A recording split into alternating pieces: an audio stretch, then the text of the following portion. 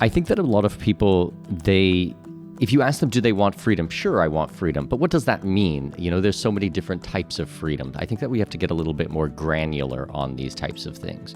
Everything in life is a give and take. So I've seen people living in, dictatorships who are fine because of certain things that they get out of this relationship. China is very upfront about things, and the West are a bunch of liars. I would rather be in a type of situation where we are absolutely free on all of these types of things. But if we're not going to be free, then at least tell me the truth about it. Stop being such liars. This episode of the Free Cities podcast is brought to you by Veritas Villages. Now, Veritas Villages are freedom-oriented, energy self-sufficient luxury communities designed for people who want to enjoy peace of mind and real freedom in today's unpredictable world. Join a community of like-minded neighbours who value privacy and independence in a place where you can use Bitcoin, including for the purchase of your property. www.veritasvillages.com/free cities for more info, and in the meantime, enjoy the conversation. How did you find Kazakhstan then? Kazakhstan was okay. Kyrgyzstan was a pleasant surprise. It was pretty spectacular, actually. Do you like wilderness places and stuff? I do, but I am more interested in people, I would say. Like, if I think about why I like to travel, yes, natural beauty is one thing. I like the mountains, sure, but I like meeting people. I think people are very, very interesting. Well, there's a good start then. I'm the same. I spent many years making documentaries purely about people, but not necessarily modern people. Okay. Are you interested in that side of people, the kind of origins of people? Very much. I like a lot of the history. I've been traveling for 25 years straight now, and I think that is what drives me a lot of times, is trying to understand, like, why do certain people do certain things? It's the perspective of a group of people, and it's like, okay, well, why do you eat this type of food? Why is the language like this? Why is your mindset like that? We get so caught up in the West on, like our Western society, Western democracies are the best in the way that everybody should be. And it's just like, well, that's not really the case. There's actually a lot of different civilizations. There's a lot of different ways to view the world, and perspective is really, really interesting. My wife is from mainland China, and a lot of people kind of think that she's, maybe what we would call an ABC, American-born Chinese. And it's like, no. She was born and raised in China for more than 20 years. Her first language is Mandarin, and the way that China is under attack right now by the West and trying to be painted as the villain is ridiculous. Like, in a lot of cases, these are normal people who want the same thing as everybody else, and we're just being manipulated by governments to try to vilify each other's population so that they can, go to war with one another and throw stones. And it makes no sense. And when you try to understand things from other people's perspectives, you realize that we really are the same in a lot of these cases. We want the same things. We want a roof over our head and, a full belly. We want to be loved and we want to give love. These types of things are the same. But I find, the cultural aspects of traveling and seeing people in their native environment super, super interesting. What do you think then about the human quality of desiring liberty and freedom? Because it doesn't appear to be as widespread as you might think. Like, if you've got kids. I got 4. Right. Kids, open the car door next to a big field and the kids just run out into the field. They want freedom. You could easily conclude from that, yeah, we just all want freedom. But by the time you make it into the world we're in, you kind of, I think anyway, you kind of see it's actually quite a minority of people that actually really want it. So what's going on there? I think that a lot of people, if you ask them, do they want freedom? Sure, I want freedom. But what does that mean? There's so many different types of freedom. I think that we have to get a little bit more granular on these types of things. So it's okay, freedom of speech. So I can say what I want to say, okay? Freedom of assembly. I can go, I can protest, I can, have my voice heard. Freedom of movement. This is a big portion of my work as an offshore consultant. It's freedom of movement to be able to cross borders or travel or enter into, to visit to different places. But there's all kinds of negative freedoms as well. Freedom from coercion, freedom from violence, and things like this. I think if you start looking at that and you asking people like, do you want to live in a safe country? It's like, yes, I want to live in a safe country. You can list all these things. We're going to agree about all of them, but everything in life is a give and take. So I've seen people living in dictatorships who are fine because of certain things that they get out of this relationship, and I'm very much a voluntarist. I believe that people can do with what they want. If to tie it back to China, if you ask Chinese people, they're super happy. They love being in China. China is amazing for them. They have so much opportunity. They can do anything they want in the world as long as it is within these confines, If we look at it from the US perspective, it's not a free country whatsoever. Although I think there is some, major misunderstanding about what China is and what China is not. And I think that that's not by accident. I think a lot of this is just mainstream media and, just a slander campaign. I'm not saying that I believe China is a free place by any stretch of the imagination. I'm just talking about perspective. They've been willing to give up certain freedoms to gain others. What does your wife think when she looks back then? I take it you both live outside of China, right? We do. We live in Panama City, Panama, which I would make the argument is the most libertarian place in the world. You have more freedoms there than anywhere I've seen. And by the way, I've traveled to more than 120 countries. So I actually kind of know what I'm talking about. I've actually been out here for 25 years searching for freedom, looking for freedom in all of its forms. I feel very free in Panama. Now, a lot of people would probably make an assumption that my wife fled China or she was searching for freedom and that's why she left. No, she left because she wanted an adventure. She wanted to go and do something new. And her parents were very open to the idea and encouraged her to go out into the world and travel and learn new languages and have international experience. But her parents still live in China. We still go back to China many times a year. It's been a little bit more difficult in Panama, but when we lived in the UAE for a decade, we were there, many, many times a year. My kids speak Mandarin Chinese. My wife does one parent, one language, so she only speaks to the kids in Mandarin. But I think that if I could work from China and get past the Great Firewall, I think she'd be very happy to move back to China. It's not something that, I'm willing to do or would want to do. But, once again, perspective is very interesting. What do you think about that? If you look at, a lot of people think, I suppose, that the future holds two kind of worlds. One would be the authoritarian techno-state type, which I think it's fair to say we see a pretty advanced version of that currently in China. The fact that there are scores for algorithmic scores for things, this kind of stuff, which from one perspective, it's a super efficient way to do away with the need even really for lawyers and legal things. You just stop people doing things using algorithms. And then on the other hand, you've got this other world of, I suppose, the libertarian West, which obviously arguably doesn't exist. But if you were to look at America, you could say the spirit is probably there somewhere. This idea that there's a frontier, very deep, yeah, buried, sure, very deep down. But so do you? First of all, do you think that binary is real and important? And number two, do you think that there's no stopping this thing? Here's my opinion. China is very upfront about things, and the West are a bunch of liars. So it's not that that China has this totalitarian, regime, techno-state, et cetera, et cetera. The West has it too, but it's hidden. It's under the surface, but it's there. It's the same. It is absolutely the same. It's just one is in your face about it and one is not. I'll give you an example. So China had the one-child policy, right? They looked at it and they had this Malthusian type of thought process that there's too many people and we're going to run out of resources, so we're going to only allow populations to have one child, okay? I completely disagree with this perspective. I think it's wrong on every single level. I stand in stark opposition of it. I think that we need more people and more children, okay? But just run with me on this.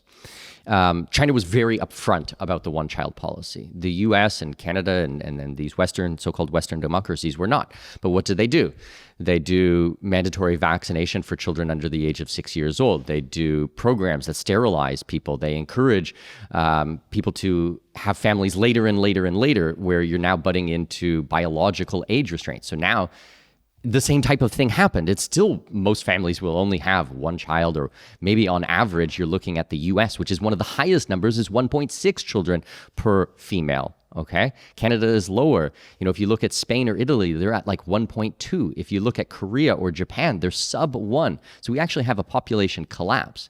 China did it and told you what they were doing. And Western democracy did the same thing, but they hid about it and they lied about it. If you want to understand me, Tim, you have to understand I hate liars, okay? Like, I hate the hypocrisy of the whole thing, right?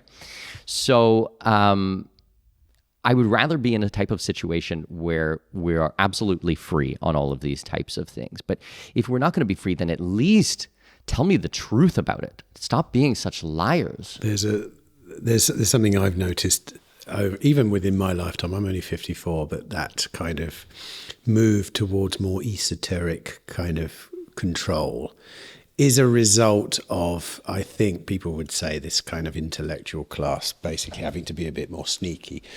I think in the West, we now have this way, this kind of, we've trended towards this place where if Trump got up on the stage and said, right, one person, one child, there'd be absolute uproar. 100%. But like you say, he has to be a bit more esoteric. You see it also, I like the most fascinating places in advertising. When I was a kid, it'd be like, eat your greens, they make you stronger. That's how you sell green things, And now it's like, I'm looking at a picture of God knows what. I don't even know why it's selling me, like tomatoes.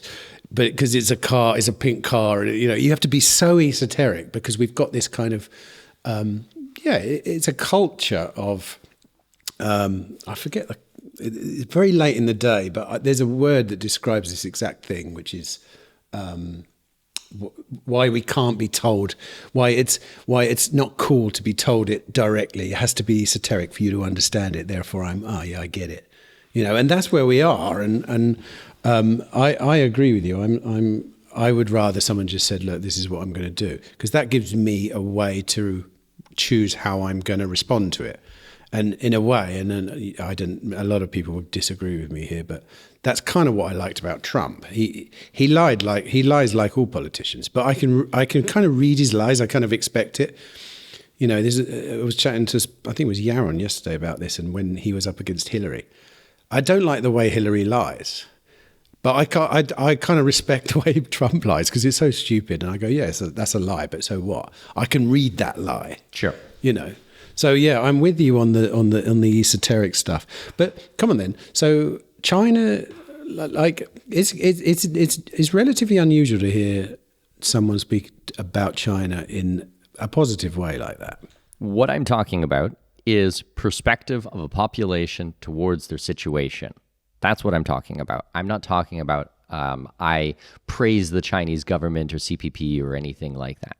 I'll give you another example. I lived in the Middle East for almost a decade, and I lived at a time when it was very unpopular to be in the Middle East, okay? And if you watch mainstream media, they'll tell you that all Muslims are going to kill the infidels and chop your hands off and all of these types of things. And that is not a reflection of the larger Muslim world or population on any stretch of the imagination. I've been to almost every Islamic country in the world, and I have found some of the most peaceful and beautiful people and generous people ever in the Islamic world. But mainstream media is telling you the opposite of that. I think the real culprit in a lot of this are the liars at the top. My invitation to you is to go out there and find out for yourself. That's what I'm asking you to do. And it's the same point with China. I have all these people who want to comment to me about what China is like, and you had never been there. So you've ended up in Panama. Talk to me about the process of that. Like what's going on in Panama? You sound like you would have thought it through deeply, and you've ended up in Panama. So there must be something going on there. So I've lived in 9 different countries over the last 25 years of being an expat. Panama is one of those countries. I think Panama has an amazing amount of things going for it. They have a pro-business, right-leaning government. It is what we call a territorial tax country. So if you earn your money outside of the country, there is no tax inside the country, okay? There's also no tax on capital gains. They've come outright and said there's no tax on Bitcoin or any other type of digital assets. They have a very small VAT. It's 7%. There's no corporate tax if done overseas. There's no wealth tax or inheritance tax, death tax. There's very little import duties or anything like that. So right off the bat, we're doing really well here, okay? When you add in that it is a safe and stable country, it's a US dollar country. You've got the US dollar for more than 120 years has been US dollar. Not that I'm a big proponent for the US dollar, but I'm sure glad to have that in my wallet instead of the Bolivia or the peso or something like this, and 100% inflation every year, right? And then you've got the Caribbean, the Atlantic, you've got the Pacific, you've got mountains, you've got beaches, you've got organic food, fantastic medical facilities. You've got Calle 50, the banking district. You got Casco Viejo, a 500-year-old colonial town, right in the heart of Panama City. You've got man-made islands, just like they did in Dubai, but instead of being done by a sovereign state, it's done by a private corporation. I mean, it's pretty amazing. Why is this then? Like, why is the government not taxing you much, number one? Because that's bucking a trend in the world, let's say.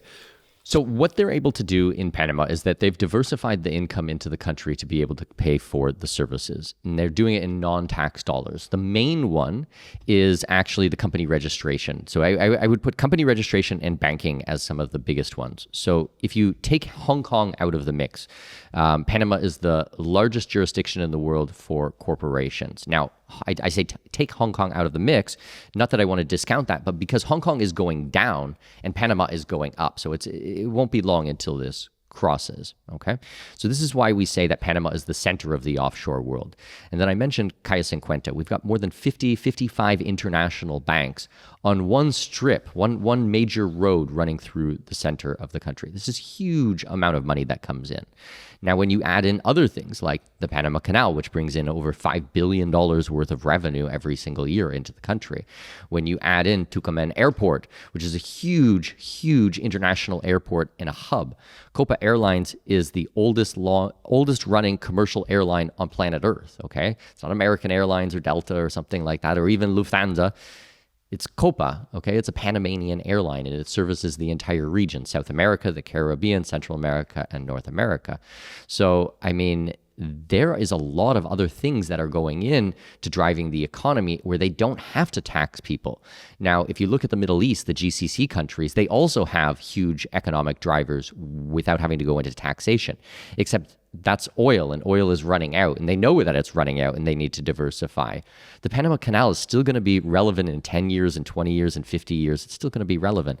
Banking and all of these other types of things that exist in Panama will still be relevant, where the GCC is going in the opposite direction, and that's why we see this huge change there. Does it have a history of socialism at all? I know nothing about Panama. Does it have any bad points? Like, is this a conscious kind of long-term strategy that someone or some party has decided to implement? So Noriega was out 40 years ago. Since that moment, it has been a very good, open and free society.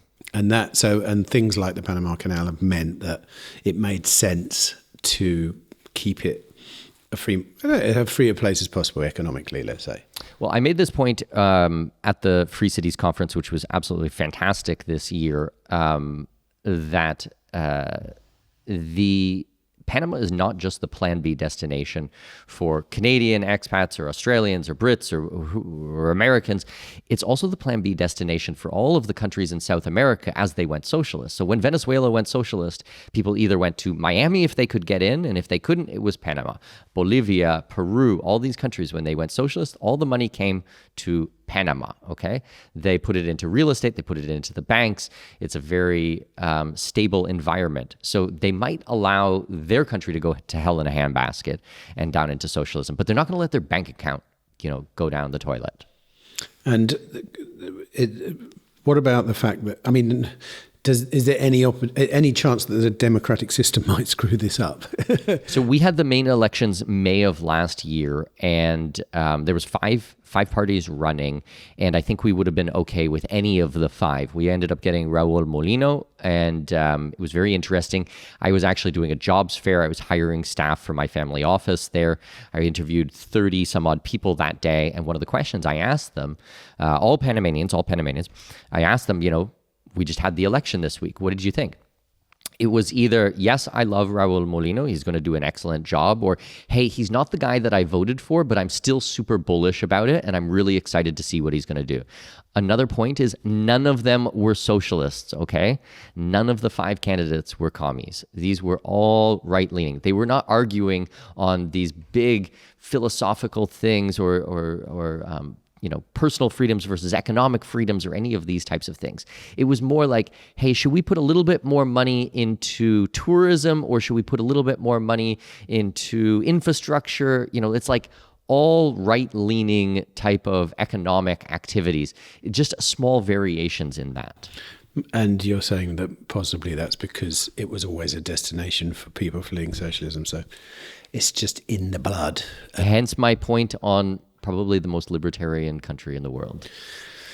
That sounds pretty good. I mean, I've never been there, and the name even carries a certain kind of mystique to it. The man Panama hats and people getting tailor-made suits, and I take it the standard of living is pretty good there. Yeah. It's extremely good. I mean, Panama City specifically is as first world as you're going to get. I mean, it is gorgeous there.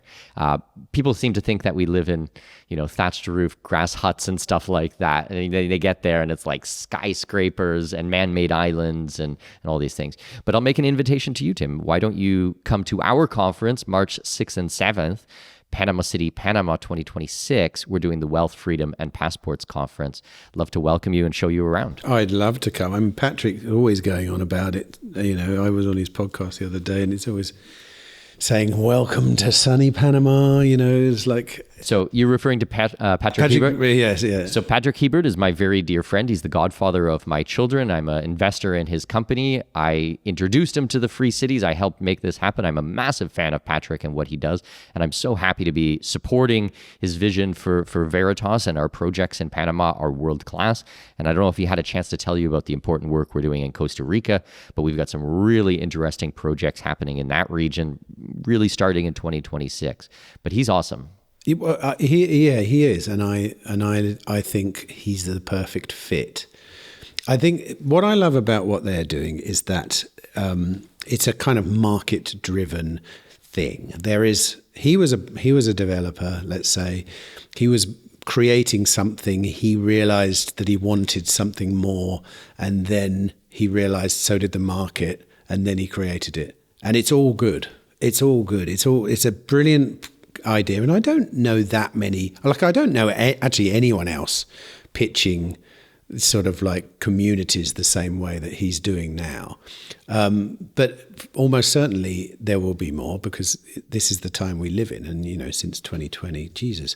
I mean, which is what spurred him on to sort of realize that actually, I think, as I said to him today, I said, him and Alex were here, and they're talking about the Bitcoin strategy and all this kind of stuff. I'm thinking, you're a Bitcoin Citadel company. That's what you are, not a Bitcoin treasury company. There's no one out there who's really adhering to the ideas of the Bitcoin Citadel. They're fully Bitcoin on board. They're fully into the libertarian side of it, into the non-aggression. I think they're out of all the people that talk about it, they're the only ones that I know that are really, really actually doing it, I introduced them together. They were at my birthday party several years ago, and I sat them down in a room and I said, you guys have to work together. And what's your history with Patrick then? How do you... I've known Patrick for 7 years. He came over to the UAE. We met when I was living in Abu Dhabi, and then I moved to Panama, and then I encouraged him to move to Panama as well. So we're next door neighbors, and he's my best friend. And what's your connection with Free Cities in the beginning then? I don't even remember. I mean, I've been around this movement for quite a while, and I think we were talking about it on my podcast probably 7 or 8 years ago, when it was a lot more less advanced, let's say, than it is right now. Was it just the ZAs, or you were talking to me even prior to that? No, I think it was probably with the ZAs and stuff like that. I mean, I've been in the freedom movement for a very long time, and my path to libertarianism is probably pretty different than a lot of other people's. Come on then. I dropped out of school when I was 12 years old, and blimey. Yeah, so... Can you drop out of school at 12? How do you do that? Well, I did. I mean, what happened was I was dyslexic. I am dyslexic. I was diagnosed with a learning disability when I was a child. I went to a special school for 3 years.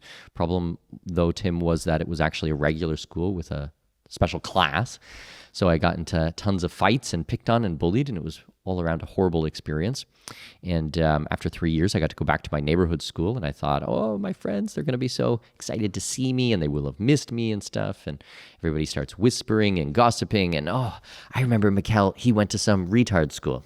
Thanks very much. Right. Kids very, sensitive. Count on kids. But it left a very bad taste in my mouth for public education, for state-run education. So I stopped going. And when I stopped going, I started failing. And when I started failing, I just decided to be done. So I stopped going to school at 12. I officially dropped out at 15. And I started traveling internationally a year or two after that. And I've dedicated my life to exploring the world and searching for freedom. So I came to libertarianism through public education. Now, did I know, 30 years later that, I would be, an outspoken proponent for freedom, and that, I'd be running a multi-million-dollar business and investing around the world? No, I didn't, but I did know the situation was wrong, and I knew that I had to peacefully remove myself from this situation. And for me, that was dropping out at a very young age. Tell me if I'm prying too deeply, but what did your mother and father think about you dropping out of school? So, it wasn't like, okay, we're going to sit down and have this family discussion about what we should do. This was more of I would just stop going. And I was a willful child. I mean, I'm a willful adult, okay? But I was a willful child. And I would do anything not to go. So I would pack my bags and I would get dressed, and my parents would see me leave for the day to walk to school, and then I'd go hang out in the forest, or I'd go and, go for a walk somewhere, or they would drive off for work, and then when the car was gone, then I'd go back home and I would hang out and relax, and then I would time things. I just knew that I couldn't be in this situation. For me, it was completely abusive. I think that public education is a prison sentence, and it's a complete waste of a child's life. And as far as anyone can convince me, Tim, we have a certain amount of time on planet Earth, and I do not believe in wasting the first 10 or 15 years of a child's life and putting them in a system which is just meant to brainwash them. To circle back to what we were saying before about mainstream media and the powers that be and how they try to control things. For me, that's what public education is. They're just trying to get you earlier and earlier and earlier. This is why we have inflation. This is why it used to be that, you could have the breadwinner in the family. They could go out and earn money and support their family. Then you had to have the wife enter the workforce. Now we're at the point where both the husband and the wife have to have 2 jobs, which means that the child is going to the state earlier and earlier and earlier and earlier. It used to be, a couple of years the mother could stay home with the child. Those days are gone, right? I'm in a very blessed situation. I work from home. I have 4 children who we homeschool. My wife is a stay-at-home mother. She hasn't worked in 10 years, and she probably will never have like a traditional 9-to-5 job ever again. I mean, her job is being a mother, which is the most rewarding and important job on planet Earth. But the state doesn't like things like this, right? They want to get your children as fast as possible. So you went Did you say that you first went traveling at 17? Yes. Was that backpacking by any chance? Yes, absolutely. And where did you go? So my first trip You was... grew up in Canada, sorry. Yes, southwestern Ontario. I went to Ireland, England, and Wales when I was 17 for about a month. I came back, I worked a little bit, and then by probably about 18, I was out in Western Canada. I went again first at 18 or 19. I was through Europe, and then I ran out of money, and I went to North Africa. I spent 2 months in Morocco. I took a camel to try to enter into Algeria, 3 days on a camel. It's quite amazing what you'll do when you have no fear of death and, just enjoying yourself. And these are things that I probably wouldn't do now and I probably wouldn't encourage my kids to do, but I did at, 18, 19 years old. Then I was 18 months in the ski resorts in Western Canada, and then 18 months hitchhiking through Mexico and El Salvador and Honduras and, all the way through Central America. I spent 4 years in the South Pacific between New Zealand and Australia, a year in Singapore. I lived 366 days in the Canadian High Arctic next to Greenland. That's pretty specific. 366. Yeah. What? I had a 1-year contract, and the day after my contract finished, I got on an airplane and I got out of there. Why? Why? Because it's just a horrible place. I mean, it was really natural beauty. Okay, to go back to one of your original questions, natural beauty, spectacular, unbelievable natural beauty. You see the aurora borealis every single night for months on end. Okay, gorgeous, gorgeous place. But it's a broken society. They're basically native reserves there with the Inuit, the Inuktitut, and it was very depressing. I worked at the crisis line. I would be getting phone calls from people, and I remember I got one call from a young lady, and she's like, I have to take care of my 2 younger siblings because my mother just killed herself, and she killed herself because my brother killed himself. And she couldn't handle it. Like, what do I do? And I'm like, Jesus, like, I don't even know what to say in a situation like this. It was just a completely destroyed culture and society and people. And my heart breaks for them still throughout this thing. I've spent a fair bit of time up in those northerly places, and I know what you mean. Alcoholism rife. Brutal. Meaninglessness. But there's also, I mean, they are brutal places anyway. But I think when you actually, my conclusion after probably spending about 6 months around there is that the traditional way of life that they had, which was full of meaning, does not work with the modern world. Doesn't work in that environment. It has to be, and no, I'm not saying they would even want to go back to living, an authentic traditional life, but the traditional life did work in the sense that the meaning was there. Now when you just plant a box in a place like northern Canada or Greenland and live in it, there's not much to do. If you're not out there struggling to live, it just ends up being something you just sit down and you end up getting drunk, and they're not very good at getting drunk either, and then it turns into a nightmare. And I found some very depressing places up there. It was the most depressing place I've ever been in my life. And once again, natural beauty, one of the most stunning, beautiful places in the world. But I think that this is a expression of what is going to happen for UBI, Universal Basic Income. Because without purpose, without meaning, without struggle, I think this is what's going to happen. And really, that is what it is. They have UBI up there, okay? And, we're as a Caucasian, I have to get down on my knee and I have to apologize for, something that had nothing to do with me, that I was not involved in, that even my ancestors didn't have anything involved in. But to make amends for that, we need to give money on a regular basis to it. And really what it does is it keeps people down. You're not helping them. You're not empowering them. You're destroying them, and you're perpetuating that destruction. It's a really disgusting thing. And I believe it's coming to a city near you. So do I. But, be honest. If you could change that, how would you? And I mean in a realistic sense. How could you? It's like we're beyond the point of no return. As far as I'm concerned, I would agree with you. I mean, I think the damage is done. I do not have a solution to fix any of these types of communities. It's not my type of work. It's not what I focus on.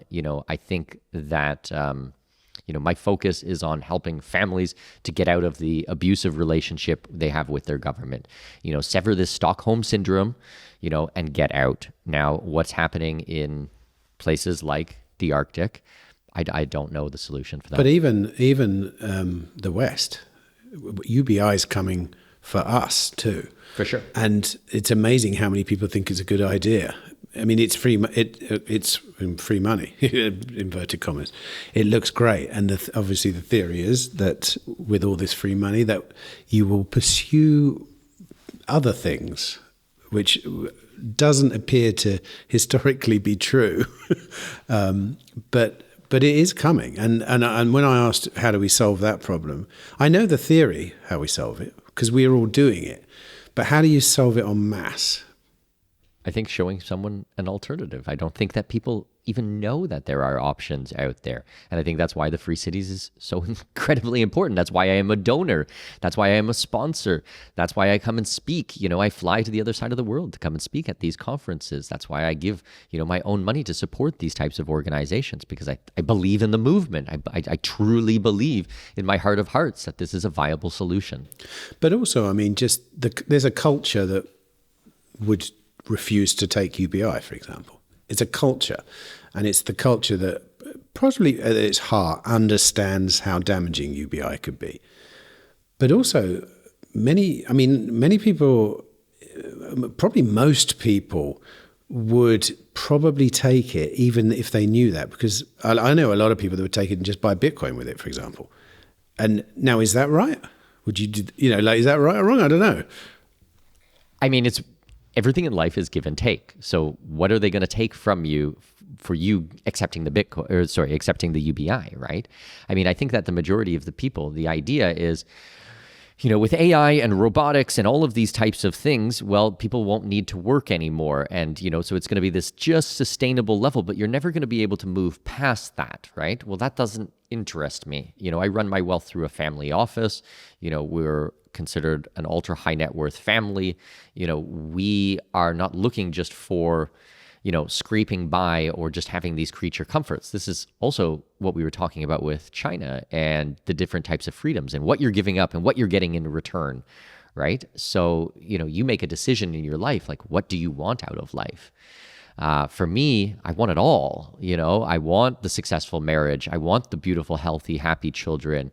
I want to travel and enjoy myself and have interesting conversations with people I enjoy spending time with, right? I want it all. And I don't want to be held down under someone's thumb and told me, just, take what you've been given and that's enough for you. Do you think there'll always be an arbitrage opportunity? Yes.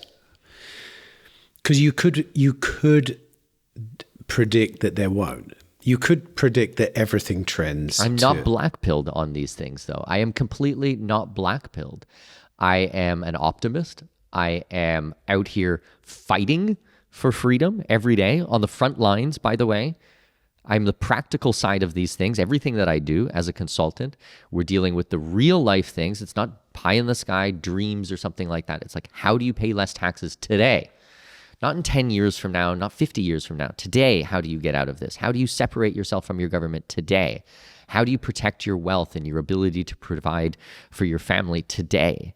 These are the types of things, and I refuse to be black-pilled over it. I suppose what I mean then is that going back to earlier on in this conversation where we kind of, well, I don't know whether you agreed with me actually, but I see a minority of people that really truly believe in freedom. You could argue then that if that scaled up to the size of the world means, unless all those people are in roughly the same place, we're quite diluted around the world. Okay, but define believing in freedom. Define that for me. I mean people that are conscious of the notion that freedom is a thing worth having. Right. So, or, I mean, it could even be something, what you see generally around the world is that people have this base level understanding that society involves the state telling you what to do. And they don't even kind of really know it's there. I didn't. For many years, that was just something I assumed. It was like a subconscious belief. And when I was, and it took a lot to challenge it. It took a lot of conversations and a lot of people that had already challenged it to actually show me that was something that is just some made up thing. It's literally just, it's two mafia organizations fighting for you. It's like, it's as simple as that. But that takes a lot. And I think it takes a lot. And I wasn't even trying to understand that. I was trying, but it started with freedom. It started with someone telling me I couldn't go out of my house. Really, that's when it really started kicking in. Do you know what I mean? Sure. So those people, because a lot of people around where I live, when they were told you can't leave the house, they just stayed in the house. I didn't. I went out and deliberately wasn't in my house. Yeah. And it was painful. It was painful being around people why aren't you following? So I don't know whether we're a minority, and if we're, like I say, and if we're not all in the same place at the same time, or at least kind of, I think we get a bit too diluted, don't we? I mean, I would love to see a area where people can spend more time together and talk about these ideas and build things. We have it for entrepreneurship. We have it for startup cities and things like that. I think a physical space is extremely important for freedom-minded people. Now, I do trips with my clients, and I bring them to places and I show them alternatives that are out there. We just did a trip to Paraguay a few weeks ago. I had 50 clients who were paying to come on this trip, and we're showing them around Paraguay and what's going on and show them the large economic drivers and stuff. But the number one comment that I get from people, and I get it every single time I've hosted dozens upon dozens upon dozens of tours, is how amazing it is to spend time with other like-minded people. How freeing that is to be able to speak your mind and not worried about being judged. It's like they've been carrying around a backpack filled with bricks, and finally they get to put it down. I think it's really a beautiful thing, and this is why I do believe in physical spaces, physical events, tours, trips, communities. What we're doing with Veritas, which I help develop.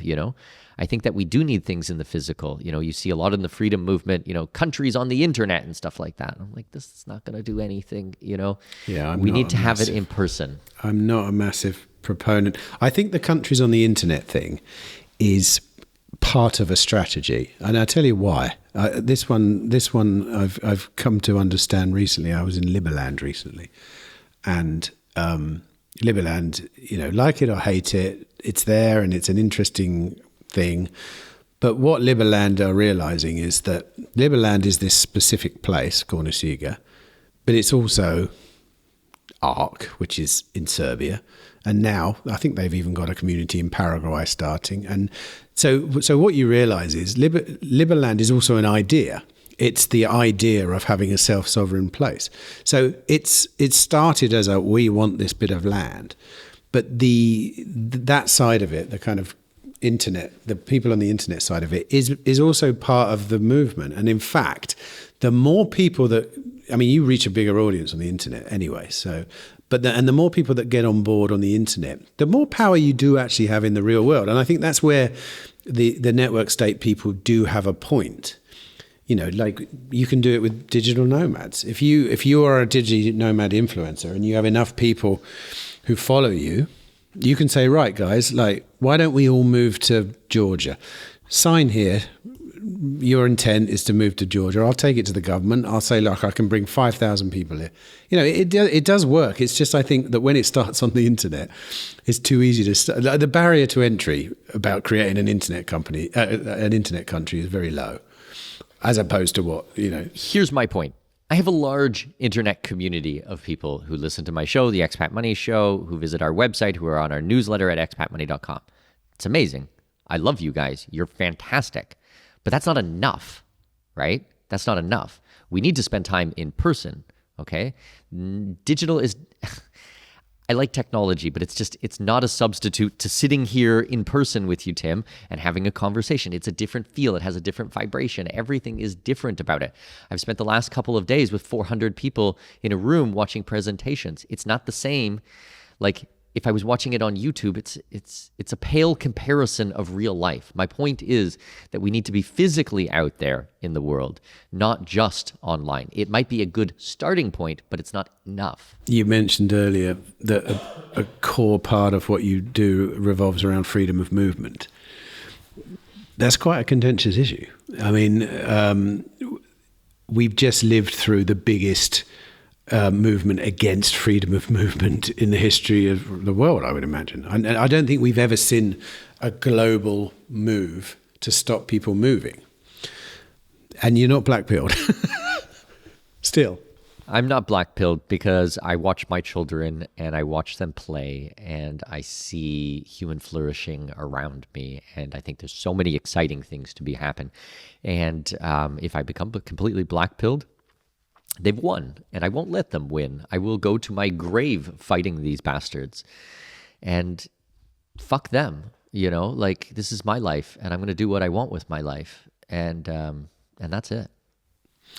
No, I agree. I think I do spend more time than many strategizing the future, I must admit. And I wouldn't say I'm black-pilled, but I would say that, for example, what I'm not good at, which you alluded to earlier, is the fact that I live in the UK. And I love where I live, but I hate the circumstances of where I live. Okay, so I'm making a trade-off. My trade-off is I even own a house which I'm thinking is a liability now, which is even worse now because there's something that we've ploughed a lot of money into over 40 years, which now I'm thinking, Jesus, I don't even want that anymore. So I'm paying, my trade-offs are getting more and more and more. But I have children embedded into a community there who love living there. We're not about to move. That's where the black pill comes for me. Because I struggle. I know what opportunities are there. I know what's out there. I'm in this movement. I've just been speaking to Trey Goff about Prospera, and I'm like, Jesus, there's so much going on there. Of course I'd be living there. Of course I'd be living there if I wasn't living where I'm living, but I can't, and that bugs me. And what I struggle with is making peace with that, I think. Well, can't is kind of a difficult word, right? Because, you could. I could. You're absolutely right, yeah. You don't want to. It goes back to our conversation, give and take trades and things like that. It's going to cost you more than you're willing to spend, yes. Which is fine. It's not, my point is not everybody needs to move offshore today. My point is you should probably take a look around, see what else is out there, just get educated, keep an open mind, and just, keep your eyes open. So what do you see? What's the main strategy you see currently? And be country specific. What's everyone doing? What are people generally doing? Where are the movements coming to and from? I'll tell you what is popular, okay? My client base is wealthy Americans and Canadians. Call it 80-90% are wealthy Americans and Canadians. A little bit of Europeans, a little bit of Brits, a little bit of Aussies, but let's call it the bulk of the North Americans. The North Americans are moving to Latin America because in the past, Latin America was not a free place. But if you look at it right now, it is by far the freest geographical area in the world. It's not Europe or Asia or Africa or the Middle East or any of these other places. It's Latin America and the Caribbean. And the popular countries are Costa Rica, Panama, Paraguay. There's other countries in Latin America where you can pay zero taxes, completely territorial tax country that are safe, that have right-leaning pro-business governments. There are viable options out there. And what are the businesses? Are these people that are bringing business with them, or are they as in digital nomads? Can they operate in any jurisdiction? Is there anyone moving to Panama, for example, to set up a business, like something, build things, create things, Some. once again, I can talk to you about like general things that I see or what I think is possible, or I can talk to you specifics on what I'm absolutely helping clients. You have to understand that the bulk of my clients either fit into one of two buckets. They're either highly paid professionals. We're talking, I have a client, he's a spine surgeon. He makes somewhere around $800,000 a year as a spine surgeon. Lawyers, the largest client base I have are lawyers. I have more lawyers than anything else because they understand the value of extremely highly specialized information and knowledge. So it's kind of in this highly paid professional area or on the small business owner type of thing. And a lot of the small business owners, they're just getting rid of their business. They're done. Actually, same on the other side. They are early retirement. They don't like what's happening with Obamacare and the insurance in the US. They are feeling like they're under attack. If you get sued in the US, it's not going to just be a small thing. They're going to wipe you out. Insurance for doctors in the United States, it doesn't cover what you're being sued for. Your insurance might cover you up to $2 million, but you're being sued for $10 million. So, and it's not a question of, if you are going to get sued. Accountants, nurses, doctors, lawyers, these are the four professions that get sued more than anybody else, and the insurance doesn't cover it. So why are you going to continue to play when at any day you can be wiped out? So they're retiring now at 50, 55, and they're done. And they're coming down to Latin America and they're doing philanthropic work, they're doing charity, they're taking up paddle or surfing or tennis or something like this, and they're enjoying their life. That's what I was going to say, actually, because where we went to, amongst other places, Mexico during the pandemic to sort of get away from the restrictions, my whole family. And I met a lot of people. We went to Oaxaca, and at the time we went to a very Spanish place, a very Mexican place, and it was great. Spent months there. It was beautiful, and we didn't see a lot of foreigners, but we did see a number of Canadians who had retired there. And I did hear the story quite a few times of people saying, well, we just sold up back home because life is so much better here. But then I noticed there were two types of people. There were the people that basically turned into alcoholics, pretty much. They got up and they started drinking at sort of like 9 o'clock in the morning, not in a kind of completely debauched way, but they were just. Or there were people that realized, shit, after a couple of months of just living my dream life, I didn't like it. I needed to be doing something. I met someone that got quite religious. So what did people do when they do this? Humans need to be productive. We need to put our hearts and soul into something. I don't have to work anymore, Tim. I could retire tomorrow at 42 years old. I was a multimillionaire in my 30s. I do not need to work anymore. But I'm on a mission. I am out here trying to help people, and I feel like, I was put on earth to do two things. One is to be a father. Mm-hmm. This is, you're a father. I'm sure you can resonate with this. I've only got one thing, really. Yeah. To be honest, if I'm really honest, it's that. Yeah. I have a family goal and mission in life. This is to be a father and a present husband. And I have a professional goal, which is help families through a difficult transition. And this is the purpose of my life. And I feel so blessed to know what my purpose is in life and then just to run towards it at full steam because I know that is what I'm here to do. And is that because you feel like you worked out the special sauce and now you just want to share it? Yes, but I think that it is this type of flow state. When I get on the computer and I'm starting going through these things, or I'm hosting a tour or attending these conferences, having conversations, everything else disappears. And I know I am doing the right thing because it feels right. I can feel it in my soul. And yes, it's tiring. And yes, it's hard. But it's also scratches a certain itch that I have in my brain. It's extremely complex puzzles that I need to solve. And I just love being there at this transition moment of a client's life when they've come to me with all this stress and anxiety, and their shoulders are so raised and they're so stressed out.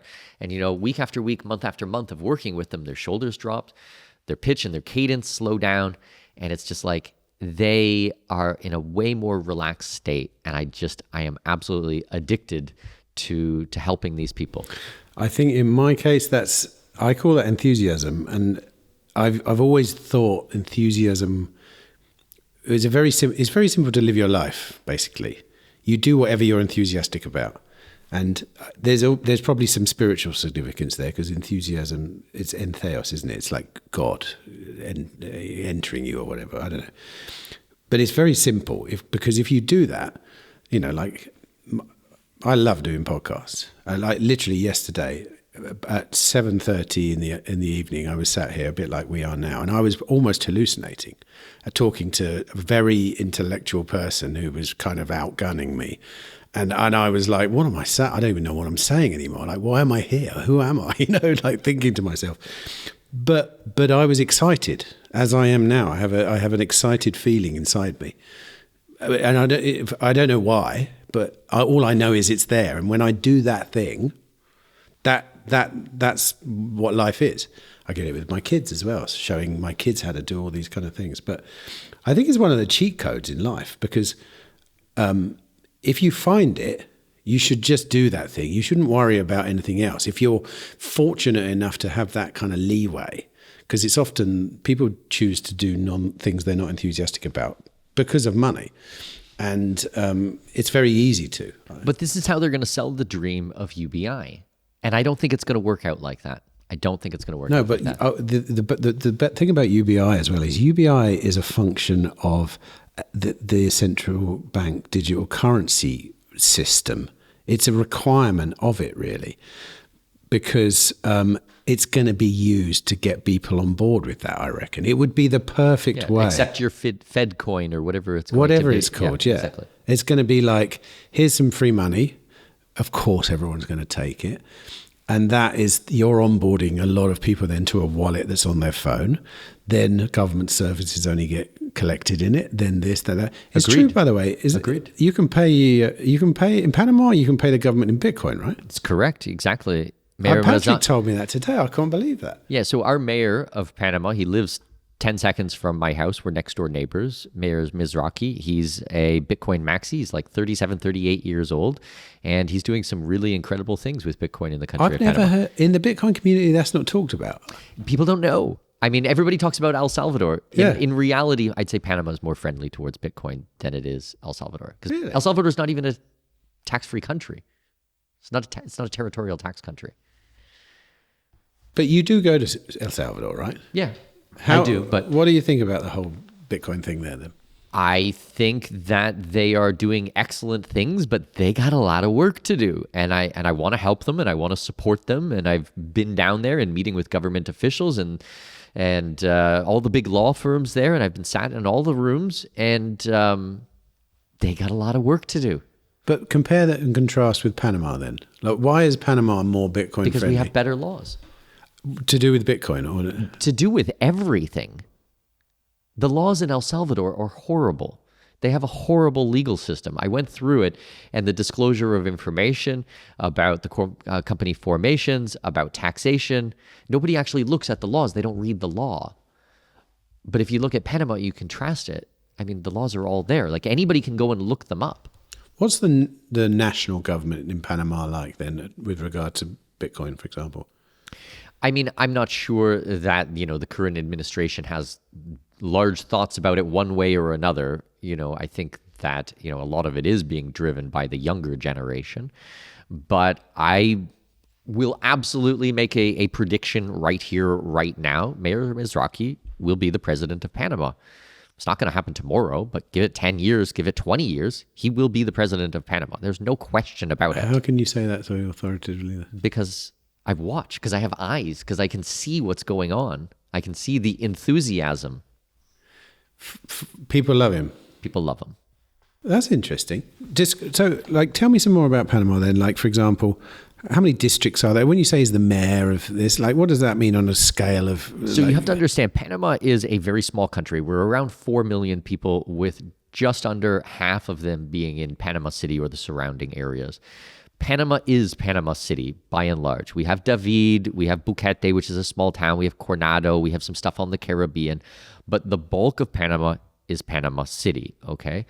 Now, the mayor of Panama has an amazing amount of power compared to mayors in other countries because it's not really a city-state, right? If we look at other types of city-states, look at Singapore and things like this is more it's closer to that, I would say, than it is to a United States, where it's this huge geographical area where you have different states and many different cities and things like that.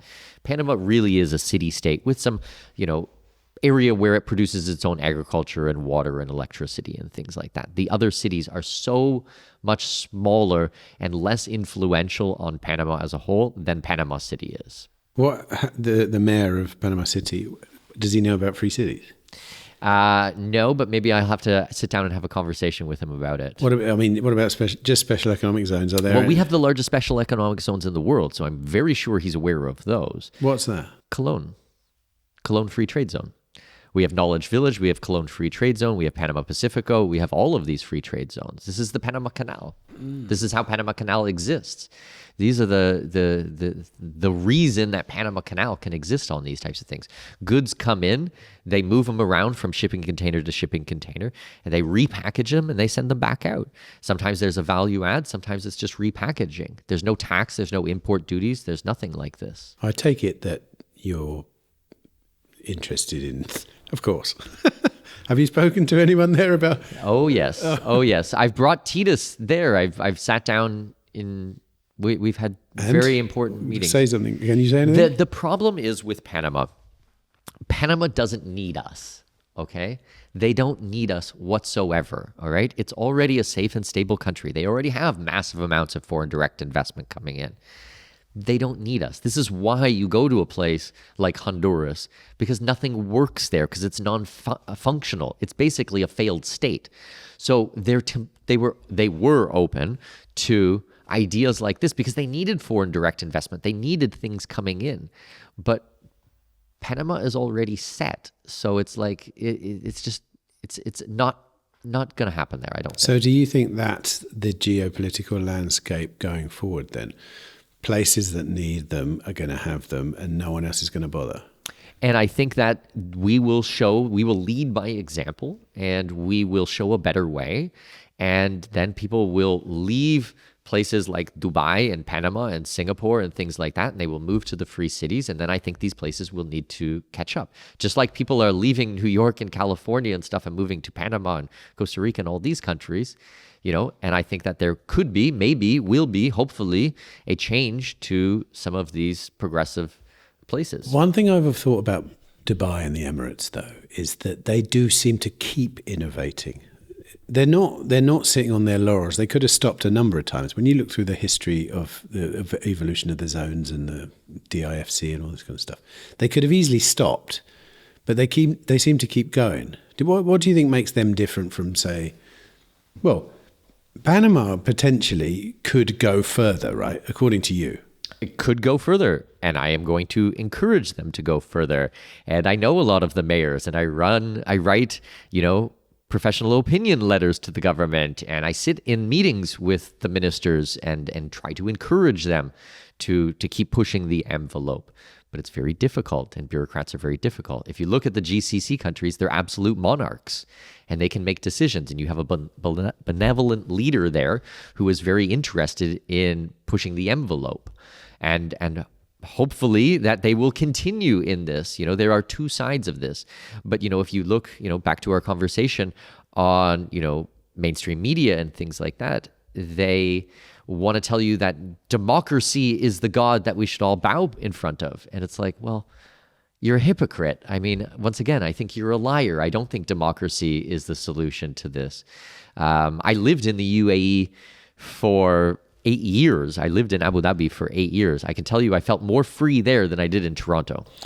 I think the good thing in the UAE as well is that there's a competitiveness between the families, which is really useful when you think about it, because otherwise they could just stop.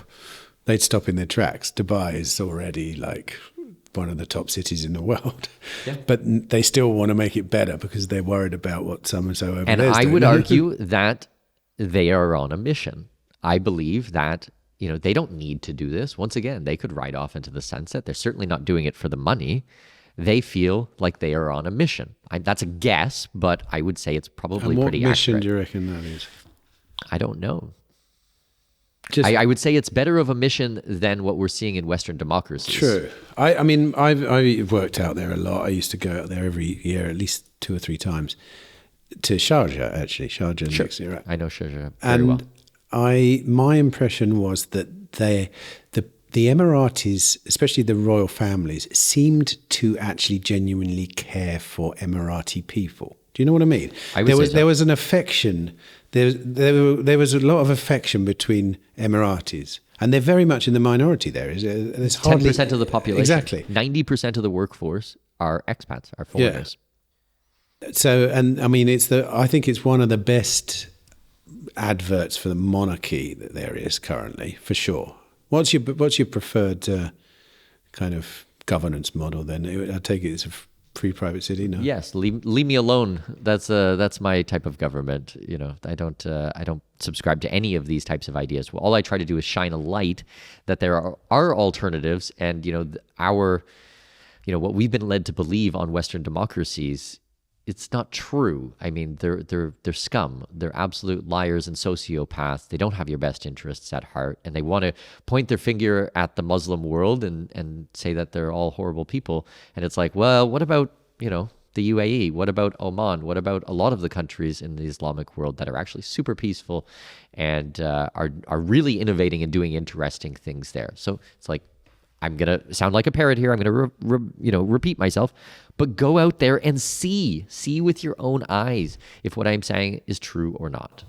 So but you're not an anarcho-capitalist then, are you? I don't know what I am. I mean, I've been in this movement for 30 some odd years now. So I don't know. Am I an agorist? Am I an anarcho-capitalist? Am I a conservative? I'm a libertarian. I don't know what I am at this point. Well, actually, what you are is someone just looking for a better life, because I'm looking for protecting my family and serving my clients. Mark Edge goes on about this a lot, talking about Morazan. It's the most libertarian place with no libertarians in it. That's basically, and the reason is because it's better than Choloma. So people go from there to there. That's what we're doing. Amazing. Yeah. Amazing. Well, it's true. And what is libertarianism, really? You don't even need to put a name on it. They don't know what libertarianism is. They just know that life is better there. For sure. So, yeah, it's a movement. So come on then, let's wrap up on a positive note. I'm black. For me, the whole thing has been positive note. I am super happy. I am super blessed. I am super grateful for my clients and my family and everything that I have in my life. I have been on a positive note this entire time. I know, it's me. That's what I'm saying. But I'm just probably the scales then. A curmudgeon. We've got a curmudgeon. What? Give me some advice then. Come on then. You know a bit about my situation. Family, well embedded in the UK. Love the culture. Love the place. Hate the government. I'd be completely remiss to give you advice. We are just started spending time together. We've just started to build a relationship together. I'd be remiss to give you advice. I guess my only recommendation would be, don't give up. It's okay. You're not alone. You've got others to surround you, people who care about you, and we'll get through it together. It's going to be all right. Amen to that. Amen to that. Thank you, Mikkel. You're absolutely right. Thanks for coming in. My pleasure. I've very much enjoyed this. I will, hopefully, I'm planning to come to Central America next year because there's so much going on there now. I want to see these places. I've been to Prospera, but I've not been to Morazan, I've not been to Panama, I've not been to Costa Rica, none of the Veritas villages, locations, nothing. I really want to see them with my own eyes because I'm embedded in it, but it's still hard to know what the hell's going on there without actually being there on the ground. Come see us. We'd love to host you. We'd love to show you around, and it's going to be awesome. I will. Great. Many thanks, and Ian, good luck. Thank you very much. And if you guys want to learn more about what I do, if you want to follow the podcast, you can go to expatmoneyshow.com. We put out a new podcast episode every single Wednesday for the last decade. We have multiple newsletters, monthly webinars, quarterly tours and trips, summits, conferences, huge amount of going on at expatmoney.com. And drop down into the show notes for all those links. And thank you very much indeed. Thanks, Tim.